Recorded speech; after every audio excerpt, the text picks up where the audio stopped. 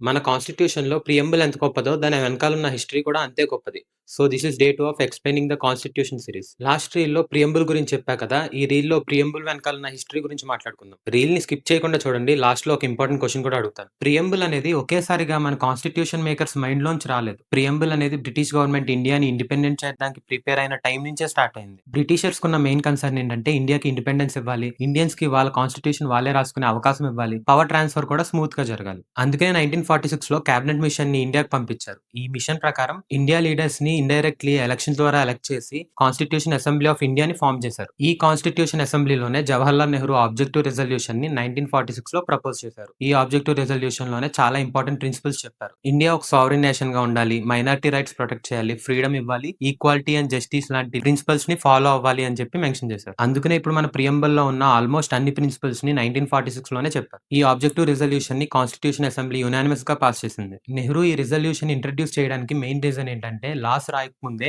India ఎలా ఉండాలో ముందే డిసైడ్ చేయాలని. సో, కాన్స్టిట్యూషన్ ఎలా ఎవాల్వ్ చేయాలో అర్థం కావడానికి తీసుకున్న ఫస్ట్ మేజర్ స్టెప్ ఇదే. ఆ ఆబ్జెక్టివ్ రిజల్యూషన్ లేటర్ ఆన్ మన ప్రియంబుల్‌గా మారింది. కాబట్టి ప్రియంబుల్ ఒక పేజ్ మాత్రమే కాదు. డికేడ్స్ లాంగ్ ఆఫ్ ఫ్రీడమ్ స్ట్రగుల్‌తో ఎవాల్వ్ అయిన ఒక నేషనల్ విజన్. సో, క్వెషన్ ఏంటంటే ఆబ్జెక్టివ్ రిజల్యూషన్ కన్నా ముందు ఇండియా కంప్లీట్ ఇండిపెండెన్స్ కావాలి అని డిమాండ్ చేసిన ఒక ఇంపార్టెంట్ పొలిటికల్ డిక్లరేషన్ 1929లో పాస్ అయింది. ఆ డిక్లరేషన్ పేరేంటి? ఆన్సర్ కామెంట్ చేయండి. So, follow for more such interesting constitutional updates. So, thank you. జై హింద్.